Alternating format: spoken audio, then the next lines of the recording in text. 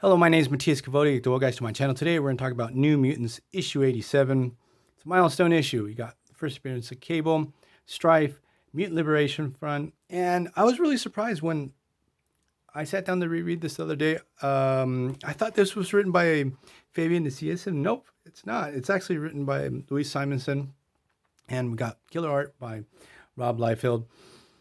He was like on top of his game. The character designs, like the Mutant Liberation Front, look freaking awesome. Wildside Reaper. The design for Forearm, it's not there yet. He's gonna like evolve in his look as time progresses. Tempo's another really awesome character that we get during this time. But Cable's what drew me into getting this comic in the first place back when I was a kid. First Wolverine comic book that I ever got had a Wolverine and Cable team up.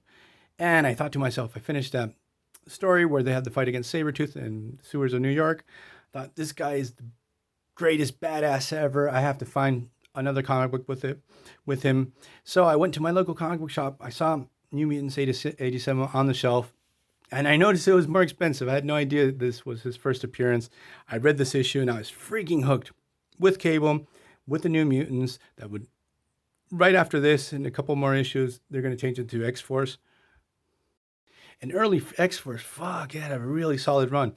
So, Cable's design, body armor, big guns, metallic arm, glowy eye.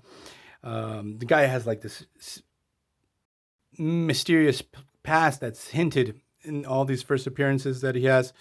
Like, the guys have history, even to the point that, like, I'm not sure if this issue or two more issues further down the line, he's going to meet Moira McTaggart, or meet her for the second time, and Moira like references like, I know who this guy is, we have history together, so on and so forth. So what's going down with this issue is the Mutant Liberation Front. They're attacking these government installations. We're not really sure why yet, but the thing is, Cable's hot on their heels. We cut to Rusty and Skids, who are in a government installation under the custody of the Freedom Force, Mystique's Freedom Force. I really love that team, who all these characters, or most of them, were part of Mystique's original Brotherhood of Evil Mutants. They're sort of like the first prototype for the Thunderbolts. Get these villains to reform and work for the U.S. government, and I just loved every time they popped up. At least for me, they brought a lot of fun to stories. They were never like an existential threat to anyone, even though I do remember the time when Freedom Force destroyed the X-Men in San Francisco. It's a real awesome story that I hope I'll cover further down the line. But first, I gotta focus to stop talking about Freedom Force. Strife, it looks freaking awesome. His battle armor looks super cool. It looks very impractical for any type of battle. Especially that big helmet. But the thing is, he's a big, imposing bad guy. He's the dude calling the shots to the Mutant Liberation Front. And we're a long way from the whole situation where we're going to discover that he's the clone to Cable, and the Executioner's song, which was a freaking awesome crossover that I'm missing issues. I think I'm missing the whole middle of it. We never, at least here in Argentina, never got a compilation trade paperback or floppy cover, whatever, of the Executioner song. I really need it within my collection. That one and Fatal Attractions, I'm missing big parts of that story too.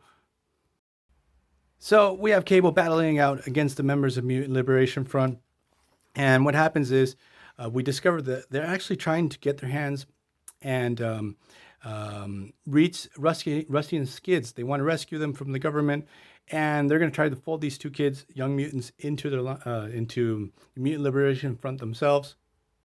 And they're actually able to get away, and they start off with a bomb.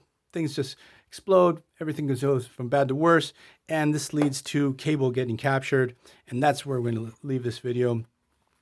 The New Mutants issue 87, freaking awesome first appearance.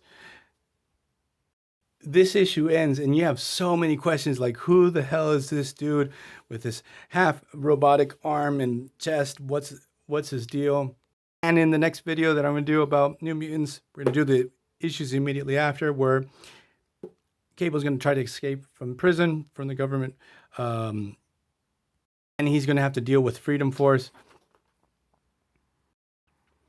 So see you guys next time. Bye.